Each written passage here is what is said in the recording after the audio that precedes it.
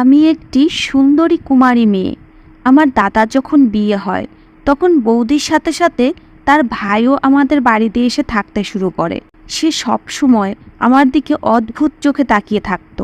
একদিন আমাকে বলল, তুমি খুব সুন্দর, তোমাকে আমি আমার বাদামি ঘোড়াতে চড়াতে চাই। তার এই ধরনের কথা শুনে আমার খুব রাগ হলো। একদিন রাতে আমি বাড়িতে একা ছিলাম। সুযোগ বুঝে সে আমার ঘরে এসে সারা রাত আমার সাথে। বৌদির ভাই মানে আমার বেয়াই আমার হাত ধরে জোর করে আমাকে কোথাও নিয়ে যাচ্ছিল। আমি তাকে থামানোর অনেক রকম চেষ্টা করলাম, কিন্তু সে থামার নামই নিল না। আমি খুব ভয় পেয়েছিলাম, না জানি এ আমার সাথে কি করবে। বাড়িতে এমন কেউই ছিল না যাকে আমি সাহায্যের জন্য ডাকতে পারি। আমি সেই সময়কে গালি দিচ্ছিলাম যখন আমি বাড়িতে একা থাকার কথায় রাজি হয়েছিলাম। কিন্তু এখন এসব ভেবে কি হবে? আমি নিজেই তো এই সময়ের জন্য দায়ী। আমাকে বেয়াই তার বাদামি ঘোড়ার উপরে জোর করে চড়ালো। এতে আমার চোখ যেন ঠিকরে বেরিয়ে এলো, শরীর পুরো ঘামে ভিজে গেল। প্রথমে তার ঘোড়ায় চড়তে আমি ভয় পাচ্ছিলাম, কিন্তু এখন আমারও খুব মজা লাগতে শুরু করেছে। আমি যেন আনন্দের সাগরে ডুবে যাচ্ছি। আমার শরীরে প্রতিটি অঙ্গ আনন্দে মত্ত, বুক খুব জোরে জোরে ধুকধুক করছিল। বেয়াই আজ আমাকে সুখের সাগরে ভাসিয়ে দিয়েছে। এই সুখের ব্যাপারে আমি আগে জানতামই না যে ঘোড়ার উপরে চড়ে আমি অন্য পৃথিবীতে ভ্রমণ করতে পারবো। আমি এত খুশি হয়েছিলাম যে মনে মনে ভাবলাম বেয়াইকে একটা ধন্যবাদ দিই, কারণ সে আমাকে জোর করে এখানে না আনলে আমি জানতেই পারতাম না যে জীবনে এসবও হয়, আর সেটা এত আনন্দের। বেয়াই আমাকে শক্ত করে ধরে রেখেছিল, আর তার ঘোড়ার কারণে আমি বারবার লাফিয়ে উঠছিলাম। তাই আমিও তাকে শক্ত করে জড়িয়ে ধরলাম। আবার একবার আমার শরীর থেকে ঘাম বেরিয়ে গেল। আমি বেয়াইকে বললাম, এখন থামো, আমার কষ্ট হয়ে গেছে, এর বেশি আমার সহ্য হবে না। কিন্তু বেয়াই বলতে লাগলো, না না, এখনই থামা যাবে না, তোমাকে তো সারা রাত আমার ঘোড়ার উপরেই রাখবো। এটা বলার সময় তার মুখে দুষ্টুমির হাসি দেখা গেল। আমার শরীর এখন ব্যথা হতে শুরু করেছে, আর তাই আমি টেনশনে পড়ে গেলাম, কারণ এখন আমি সহ্য করতে পারছিলাম না। কিন্তু বেয়াইয়ের দিকে তাকিয়ে মনে হচ্ছিল না যে সে আমাকে সহজে ছেড়ে দেবে। মনে হচ্ছিল সে আমার হাড় গুঁড়ো করে তবেই ছাড়বে। আমি তার ঘোড়া থেকে নামতে যাচ্ছিলাম, কিন্তু সে আমাকে আরও শক্ত করে জড়িয়ে ধরল। এখন তার উপর আমার রাগ হচ্ছিল। আমি তাকে বললাম, আমাকে যেতে দাও, কিন্তু সে আমাকে না ছেড়েই বলল, ব্যাস, এই শেষবার, এই রকম ঘোড়ায় আর চড়তে পারবে না। আমি কতদিন থেকে অপেক্ষা করছিলাম, কবে দিদি আর জামাইবাবু কোথাও যাবে, আর আমি তোমাকে আমার বাদামি ঘোড়ায় চাপাবো। তাদের সামনে এই সব করা আমার ঠিক মনে হয়নি। আমি বললাম, ঠিক আছে, এই শেষবার তোমার কথা মেনে নিচ্ছি, কিন্তু এরপরে তুমি আরো ঘোড়ায় চড়ানোর জন্য আমাকে জোর করবে না, কেননা এটা আমার প্রথমবার ঘোড়ায় চড়া, আর আমার সারা শরীরে খুব ব্যথা হচ্ছে। আমার এই কথা শুনে বৌদির ভাই হাসতে হাসতে বলল, এটা যদি তোমার প্রথমবার হয় তাহলে আমার কোথায় 10 নম্বর বার। আমিও প্রথমবার কোনো মেয়েকে আমার ঘোড়ায় চড়িয়েছি। তার কথা আমার একটুও বিশ্বাস হলো না। ও একটা পাগল। আমার মনে হয় সে নিজের ঘোড়াতে অনেক মেয়েকে তো অবশ্যই চড়িয়েছে, কিন্তু সে বলছে আমি প্রথম মেয়ে যাকে সে তার ঘোড়ায় চড়িয়েছে। আমি দেখতে পাচ্ছি ওর ঘোড়াটা বড়, খুব তেজি আর রেগেও ছিল। আমার মনে হচ্ছিল যে এ আমাকে মেরেই ফেলবে। আর এটা কিভাবে সম্ভব যে সে অন্য কোনো মেয়েকে তার ঘোড়ায় চড়ায়নি? আমি তাকে জিজ্ঞেস করলে সে বলতে লাগলো, আমি ভেবেই রেখেছিলাম যে মেয়েকে আমি ভালোবাসবো শুধুমাত্র তাকেই এই স্পেশাল বাদামি ঘোড়াতেই চাপাবো। অন্য কোনো মেয়েকে আমার এই স্পেশাল ঘোড়ার কাছেও আসতে দেব না। অনেক মেয়ে আমার এই ঘোড়া দেখে চড়তে চায়, কিন্তু আমি সবাইকে না করে দেই, আর এটাকে সবসময় লুকিয়ে রাখার চেষ্টা করি।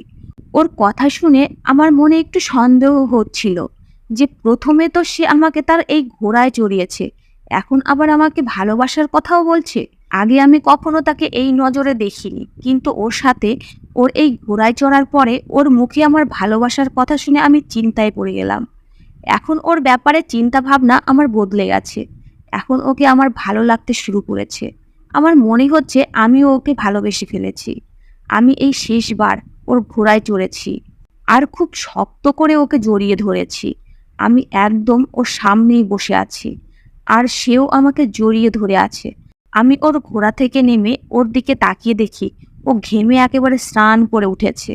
আমার জন্মের সময় আমার মা এই পৃথিবী ছেড়ে চলে যায়, আর যখন আমার বয়স 11 তখন আমার বাবাও আমাকে ছেড়ে চলে যায়। তাদের দুজনের মৃত্যু আমার উপর গভীর প্রভাব ফেলে।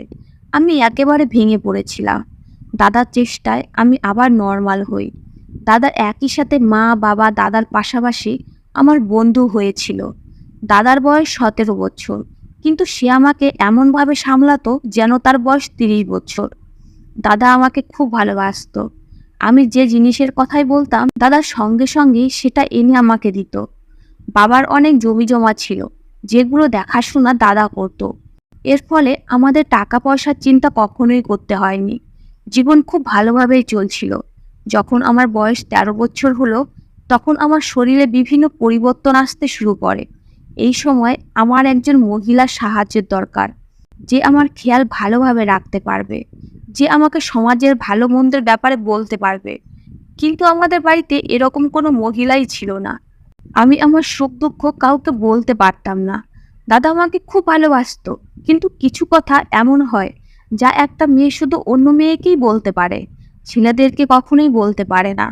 আমার মনে হতো যে দাদার বিয়ে তাড়াতাড়ি হয়ে যাওয়া উচিত, কিন্তু আমি দাদাকে এ কথা বলতে পারতাম না। আর অনেক সমস্যা নিয়ে এভাবেই জীবন কাটাতে লাগলাম। আমার বয়স এখন 17 বছর হয়ে গেছে। একদিন আমার পিসিমা আমাদের বাড়িতে এলো। তিনি বিদেশে থাকতেন আর খুবই কম দেশে আসতেন, কিন্তু যখনই আসতেন আমাদেরকে দেখতে তিনি অবশ্যই আসতেন। আজকেও তিনি প্রায় অনেক বছর পরে এসেছেন। জীবনে আমি এতটা সুখ কখনো পাইনি যেটা পিসিমা বাড়িতে আসতে পেলাম। আমি তার সাথে খুব সুন্দর সময় কাটালাম।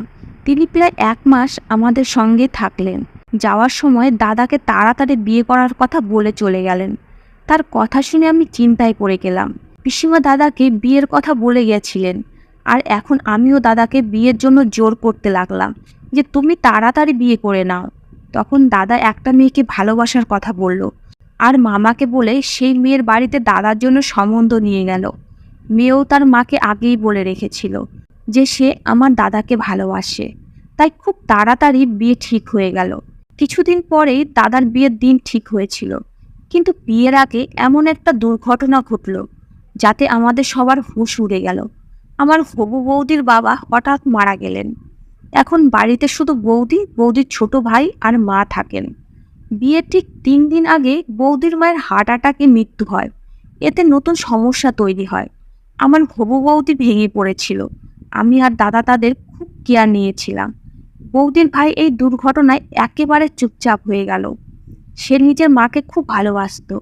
ভালো তো বৌদিও তার মাকে বাসতো, কিন্তু তার ছোট ভাই মাকে ছাড়া কিছুই বুঝতো না। দাদা সিদ্ধান্ত নিল বিয়ে কিছুদিন পিছিয়ে দেওয়ার জন্য, কারণ বৌদি আর তার ভাইকে একটু সামলানোর জন্য সময় দরকার। দাদা প্রতিদিন তাদের বাড়িতে গিয়ে তাদের দেখাশোনা করে আসতো। সময় সব দুঃখকেই ভুলিয়ে দেয়। আমার বৌদি আর তার ভাইও ধীরে ধীরে মৃত্যুর দুঃখ ভুলে অনেকটা সামলে উঠেছে। সুযোগ বুঝে আমরাও বিয়ের কথা আবার তুললাম। এরপরে খুব ভালোভাবে দাদার বিয়ে দিয়ে বৌদিকে বাড়িতে নিয়ে এলাম। বৌদি নিজের ভাইকে নিয়ে খুব চিন্তায় ছিল, কিন্তু তার ভাই বলল যে সে তার নিজের খেয়াল রাখতে পারবে, তাকে নিয়ে চিন্তা করতে হবে না। বৌদি যেন নিজের নতুন জীবন শুরু করে এবং নিজের শ্বশুর বাড়ির খেয়াল রাখে। বৌদির ভাইয়ের বয়স 20 বছর, কিন্তু তার এমন যুক্তিপূর্ণ কথা শুনে সবাই অবাক হয়ে গেছিল। বৌদিও তার নতুন জীবন শুরু করে দিয়েছে। সে আমাকে খুবই ভালোবাসতো। আমাদের দুজনের মধ্যে ভালো বন্ধুত্ব ছিল। প্রথমে আমি ভাবতাম বৌদি আসার পর আমার দাদা বদলে যাবে, কিন্তু সেরকম কিছুই হলো না। দাদা এখনো আমাকে আগের মতোই ভালোবাসে। একদিন বৌদি তার ভাইকে দেখতে গেল। সেখান থেকে ফিরে এসে বৌদি খুব চুপচাপ থাকতে শুরু করে। বৌদির চুপচাপ থাকা আমি এবং দাদা দুজনেই বুঝতে পারলাম এবং তাকে জিজ্ঞেস করলাম, কিন্তু সে আমাদের কিছুই বলল না। বৌদি সবসময় উদাস হয়ে থাকতো। যখন থেকে সে নিজের ভাইয়ের সঙ্গে দেখা করে এসেছে, তখন থেকে তাকে প্রায় লুকিয়ে লুকিয়ে কাঁদতে দেখতাম। তাকে কষ্টে দেখে আমার সহ্য হতো না, কিন্তু তার এই কষ্ট কমানোর কোনো উপায়ও নেই। উপায় তো তখনই বের হবে যখন বৌদি কিছু বলবে, কিন্তু সে তো কিছু বলতোই না। একদিন বৌদি দাদাকে খাবার খেতে দিচ্ছিল। হঠাৎ দাদা বৌদির উপর রেগে গিয়ে বলল, কি সমস্যা সেটা আমাকে বলো, তবেই তো এর কোনো উপায় বের হবে। এইভাবে চুপ থাকলে কখনোই কোনো সমস্যার সমাধান হবে না।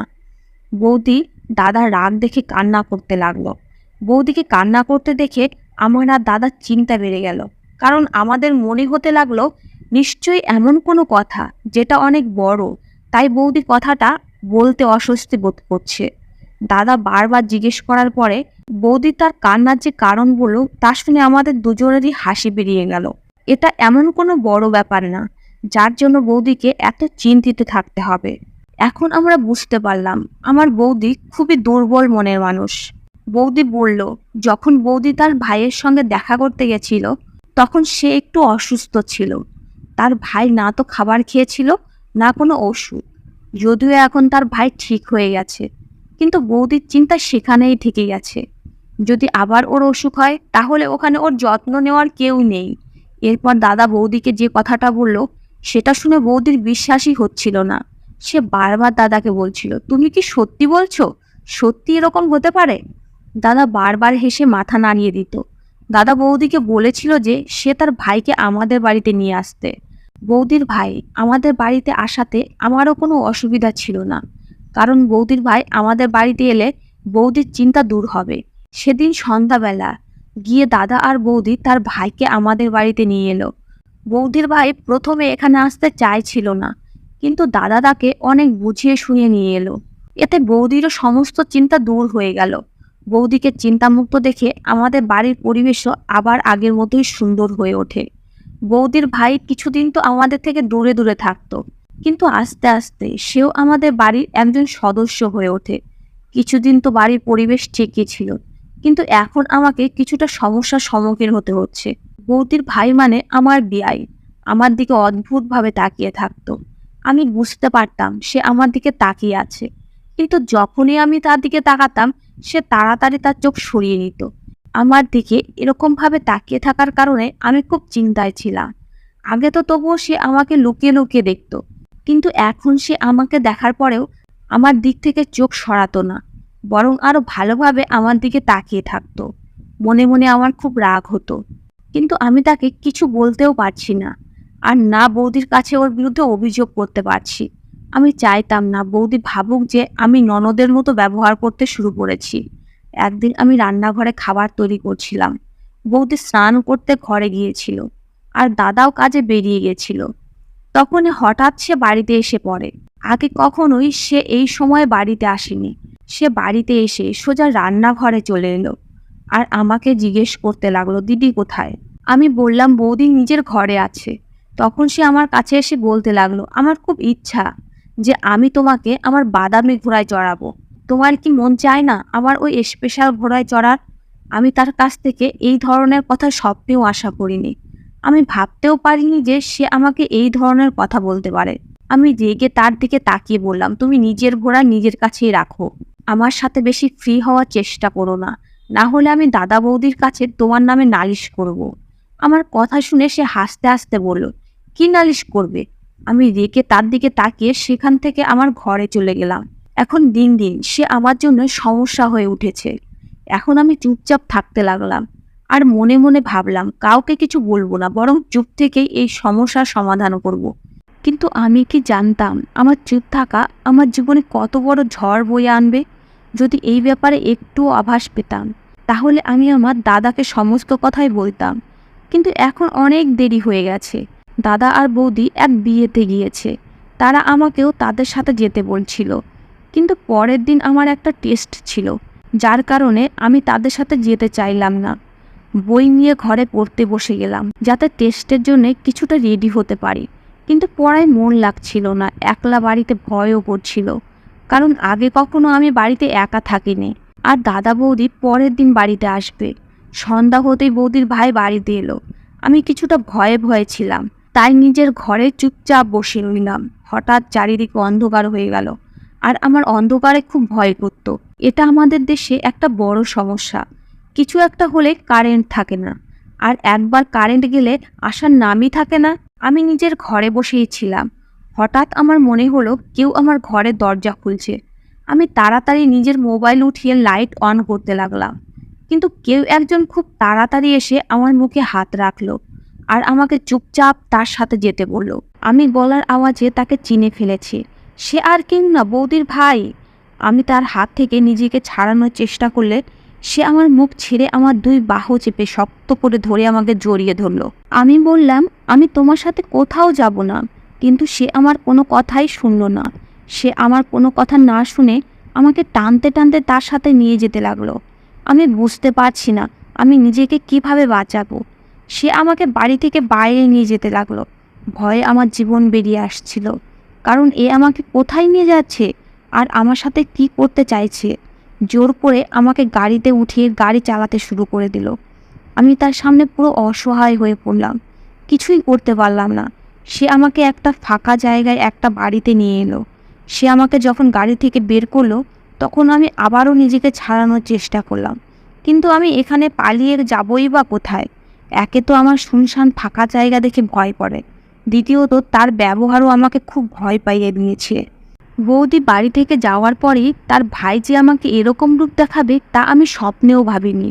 সে আমাকে টানতে টানতে ঘরের মধ্যে নিয়ে গেল আর বলল, আজকে আমি তোমাকে আমার স্পেশাল বাদামি ঘোড়াতে চড়াবই। তার কথা শুনে আমি খুব টেনশনে পড়ে গেলাম। এখন আমি বুঝতে পারলাম সে বাদামি ঘোড়া বলতে কি বলছে।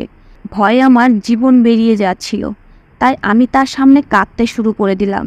আমি তাকে কাঁদতে কাঁদতে বললাম, আমি তোমার ঘোড়াতে চড়তে চাই না, আমার খুব ভয় করছে, ভগবানের জন্য আমাকে যেতে দাও।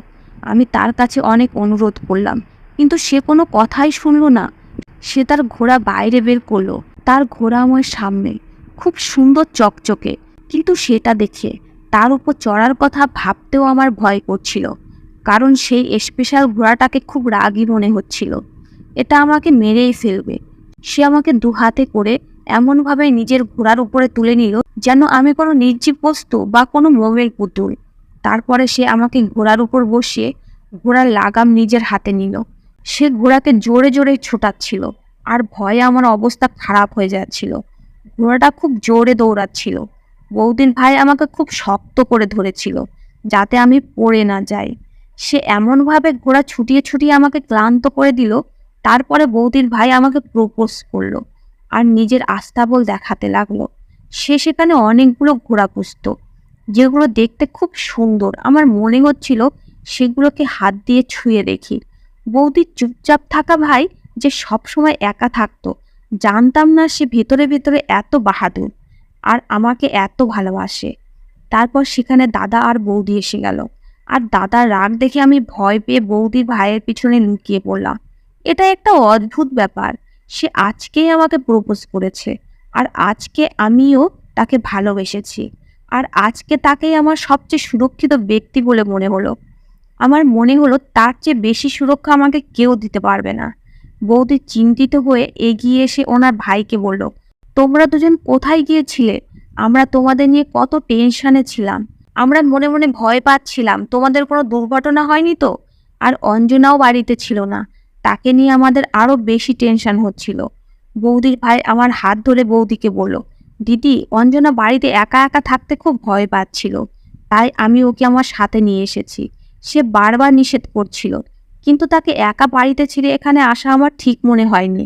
আমি চোখের জল নিয়ে ওর দিকে তাকিয়ে রইলাম। সে আজকে দাদা বৌদির সামনে আমার সম্মান বাঁচিয়ে দিয়েছে। যদি দাদা বৌদি জানতে পারতো যে ও আমাকে প্রপোজ করার জন্য নিয়ে এসেছিল, তাহলে তাদের চোখে আমি ছোট হয়ে যেতাম। আমি করুণ চোখে ওর দিকে তাকালাম। তাকে আমার দুনিয়ার সবচেয়ে ভালো মানুষ বলে মনে হলো।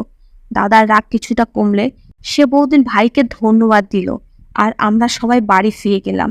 আর আমাকে নিচের ঘরে যেতে বলল দাদা। আমি তাড়াতাড়ি করে ঘরে গেলাম। কিছু সময় পরে বৌদি আমার জন্য দুধ নিয়ে এলে আমি তার হাত ধরলাম। বৌদি অবাক হয়ে আমার দিকে তাকিয়ে বলল, কি হয়েছে বোন? আমি মনে মনে ভেবে নিয়েছি যে আজকে বৌদিকে সব সত্যি কথা বলবো, যে আমি ওনার ভাইকে ভালোবাসি আর তাকেই বিয়ে করতে চাই। আমি ভয় পাচ্ছিলাম যে দাদা আমার বিয়ে অন্য কোথাও ঠিক করে না ফেলে। এটা অবাক করার মতো ব্যাপার যে আমি তাকে ভালোবেসেছি কয়েক ঘন্টার বেশি হয়নি, কিন্তু আমি এখনই ওকে হারানোর ভয় পাচ্ছি। বৌদিকে এসব কথা বলতে আমার একটু সংকোচ হচ্ছিল, সাথে ভয়ও করছিল, কিন্তু তাকে আমার বলতেই হবে। তাই আমি বৌদিকে বললাম, বৌদি, তোমার ভাই আমাকে নিজের আস্তাবল দেখাতে নিয়ে গেছিল। আর সে আমাকে ওর বাদামি স্পেশাল ঘোড়ায় চড়িয়ে ঘুরিয়েছে। এরপর আমি আর কিছু বলতাম তার আগে বৌদি দুধের গ্লাস পাশে রেখে খুশি হয়ে আমাকে জড়িয়ে ধরলো। আমি অবাক হয়ে গেলাম যে হঠাৎ বৌদির কি হলো। আমি তাকে বললাম, তুমি আগে আমার কথা শোনো তো। কিন্তু বৌদি কিছু শোনার মুডে ছিলই না। বৌদি খুশিতে নাচতে লাগলো আর আমি অবাক হয়ে তার দিকে তাকিয়ে রইলাম। কিছুক্ষণ পরে বৌদির জোশ কিছুটা কমলে তিনি আমার পাশে বসে আমার হাত ধরে বললেন, আমি জানি তুমি এরপর কি বলতে চাইছো, শুধু খুশিতে নিজেকে কন্ট্রোল করতে পারিনি। আমি তাকে বললাম, তুমি কিভাবে জানো আমি কি বলবো? তুমি যা ভাবছো আমি তা বলছি না, বরং আমি অন্য কিছু বলতে চাইছি। আমি বলতে চাইছি যে, কিন্তু বৌদি আমার কোনো কথা শোনার মুডেই ছিল না। বৌদি উল্টে আমাকে বলতে লাগলো, ও তোমাকে প্রপোজ করেছে আর তুমি ওকে ভালোবাসো। তুমি এটাই বলতে চাইছিলে তো? আমি বৌদিকে বললাম, হ্যাঁ এটাই বলতে চাইছিলাম। কিন্তু তুমি কিভাবে জানলে? নিশ্চয়ই তোমার ভাই তোমাকে আগেই বলে দিয়েছে। আমার কথা শুনে বৌদি নাতে মাথা নাড়িয়ে বলল, আমাকে ও কিছুই বলেনি। এই কথা শুনে আমি অবাক হয়ে বললাম, যদি ও তোমাকে কিছুই না বলে থাকে তবে তুমি জানলে কিভাবে? এ কথা শুনে বৌদি আবার হেসে বলল, আমি ওই ঘোড়ার জন্যই সবকিছু জানতে পেরেছি। এই ঘোড়া আমার ভাইয়ের সবচেয়ে পছন্দের ঘোড়া। আর আমি এটাও জানি সে সেই ঘোড়াতে কাউকে চড়তে দেয় না। সে বলতো, আমি শুধু আমার হবু বউকেই এই ঘোড়ায় বসাবো। যদি তোমাকে ও ওই ঘোড়ায় চড়ানোর জন্য নিয়ে গিয়ে থাকে, তার মানে এটাই যে তুমি আমার ভাইয়ের বউ হতে চলেছ।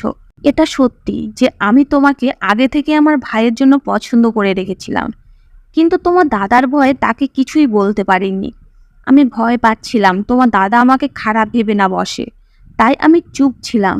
কিন্তু সব সময় মনে মনে প্রার্থনা করতাম তোমাদের দুজনের মধ্যে একে অপরের প্রতি ভালোবাসা তৈরি হোক। ভগবান আমার মনের ইচ্ছা পূরণ করেছে আর তোমরা দুজনে একে অপরকে ভালোবাসতে শুরু করেছো। এখন আমার সব চিন্তা দূর হয়ে গেছে। এখন আমি তাড়াতাড়ি তোমাদের দুজনের বিয়ের ব্যবস্থা করব। বৌদির কথা শুনে আমি নিজেও চিন্তায় পড়ে গেলাম। যাই হোক, এখন ভালোবাসার মানুষের সাথে সংসার হতে যাচ্ছে, আর এর চেয়ে খুশির ব্যাপার কি হতে পারে? বৌদি আমাকে রাগাতে লাগলো আর আমি লজ্জায় তার গলা জড়িয়ে ধরলাম। এরপরে বৌদি নিজের ঘরে চলে গেল আর আমি ওর সাথে কিভাবে সুন্দর জীবন কাটাবো সেই স্বপ্ন দেখতে লাগলাম। আমি বিশ্বাস করতে পারছি না যে ভাগ্য আমার সব রাস্তা এত সহজ করে দিয়েছে। আমি তাড়াতাড়ি মোবাইল ফোন উঠিয়ে ওকে ফোন করলাম।